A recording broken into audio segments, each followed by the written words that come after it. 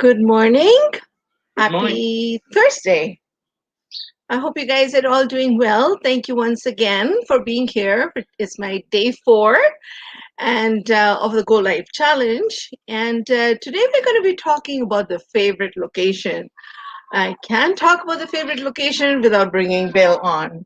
Thank Bill you. is my husband, and this is Dolly, and we are in Calgary, Alberta right now. It's a gorgeous weather, so we are very, very grateful. The weather is turning around, and we can enjoy the outdoors, sitting on a front porch. And so we're going to be talking about our favorite location. So Bill and I agreed that Kenya would be the One of the favorite. best places. Yeah.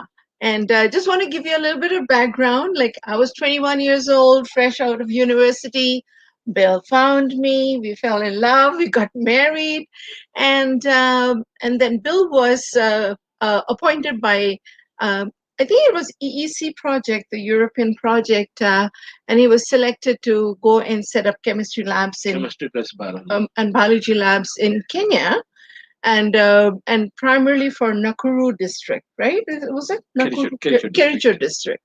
And if you know, like Kenya was like, and this was in mid 80s, right? We went there in 84.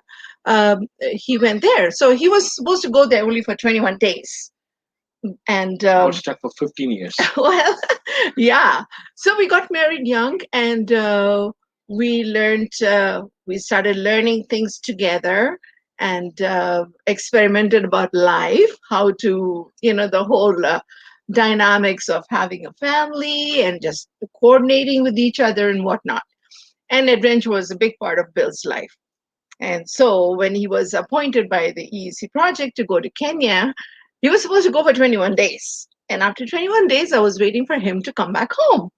And gives me a call and he's like, "Oh, honey, I'm sending you tickets." And by the time I think a first one was born, or Richie was already born. And so he said, "I'm sending you a ticket." I'm like, "Oh, okay." So I packed 2 suitcases and I'm like, "Okay, bye bye, mom and dad. I'm going to join Bill in Kenya." Oh my God, just with 2 suitcases. And guess how many years we stayed there? 12 years. 12? 13 years. Yeah, it was a long time, and it was just most amazing experience of our life. So that's why we picked Kenya as, yeah, because it's very significant to what we are. Our We raised a family over there, and he was setting up chemistry labs in remote parts of Kenya. And meanwhile, And I also did what it called trained the small district volleyball team, volleyball which team, was yeah, taken to Kericho district, yeah, and we went also to national level. national level. And some of the students from there, I picked up and trained them for sports like athletics, Hmm. 100 and 200 meters, and some were picked by the army, and they were also represented in Olympic in 800 meters and 200 meters, I know. So trained when, by the national team, yeah, which was an army. yeah, which was like a few years down after that. But when we saw the names in the Olympic team, I'm like, "Oh my God, those little kids that we trained." So when Bill was setting up labs, I was kind of coordinating with the young girls. So the tendency back then, I don't know how it is now, young girls would, of course, Become pregnant. become pregnant, and abortion was a big no-no for them, of course, and it was in India as well. So they would have the kids, and then it would be then they would bring the child to their mother, and the mother would raise the child, right? And it was just so stressful because they didn't want to quit school. They still wanted to educate themselves and whatnot. So I started counseling with the young girls and telling them, how to be kind of careful with their bodies, but and all that. So that was a great opportunity. And then when Bill, we used to kind of train the athletics in volleyball and 200 meters, Athletic events, 800, athletic events. 200, We used to make porridge for them and give them from millet. eggs. A millet porridge was huge there, and it's got huge nutritional value there, right? So I used to make it for them in the morning, and used to wake the kids up at 5 in the morning.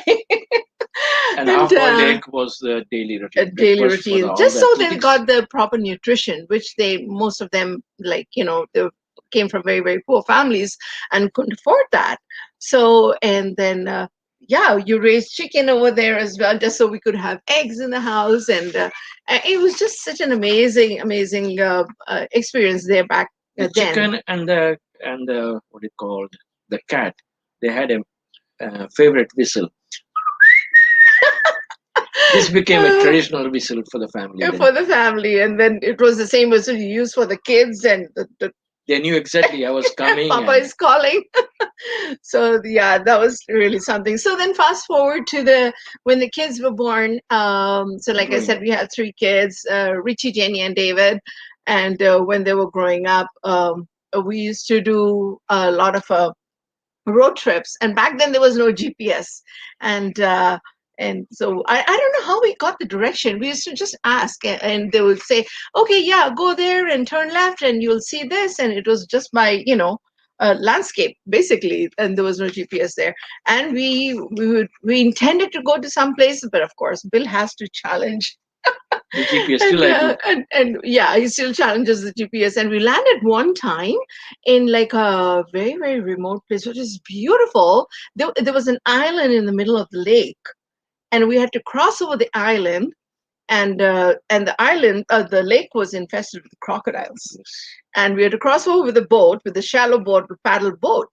And but when we got to the island, there was such an amazing, beautiful Exotic. resort. Exotic. It was beautiful experience. And then, of course, we also saw the safari rallies. And Masai Mara is a huge game park, which is like all natural, and enjoyed that.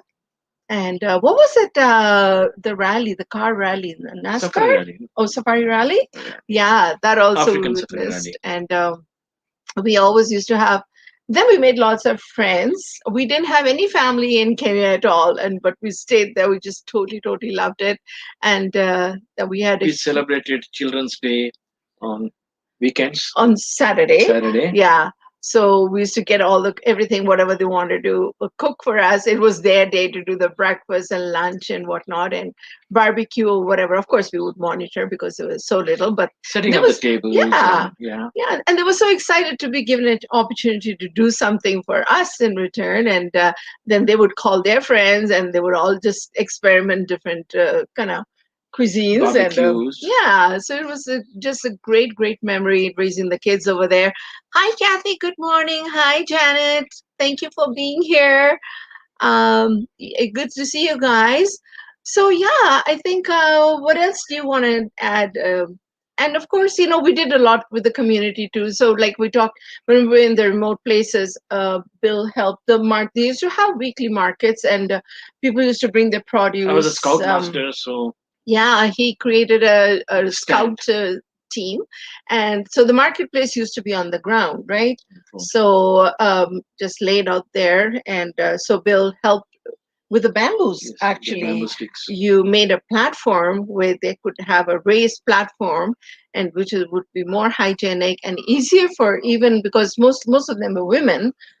They would come with the little babies and whatnot. And it was just like, yeah, so we contributed a lot in the community, and it gives me just so much pleasure. And those are just such beautiful memories. And when we talk about it, and when the kids come over, they're like, oh my god, I wish we could go back to Kenya. We wish, and really want to go back to Kenya and visit those places. And how is Started it? with no friends Yeah, and ended up with 72 family friends yeah. who came to airport to send To us see, off. they were so sad that we were leaving. Well, from there we migrated to And Canada, we of still course. communicate to those Yeah, kids. yeah. So hi, Adriana.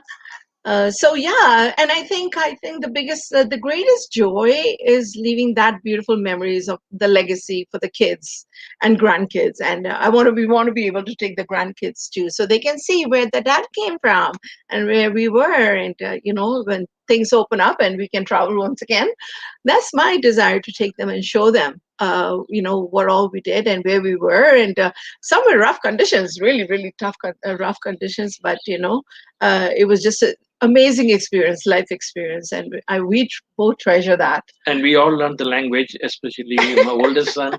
He knew Kipsigis, Yeah, the fluent language. local dialect. Yeah, And it was just an amazing thing. So thank you very much for joining us today. And I'll be back tomorrow with another topic, a little more about ourselves. And have an awesome day. And God bless you all. Take care. Bye Thank you, bye. Honey, for giving Having this you. opportunity. Oh, Yeah, of course. Of course. thank you. Okay. All right. Take care. Okay. Bye bye.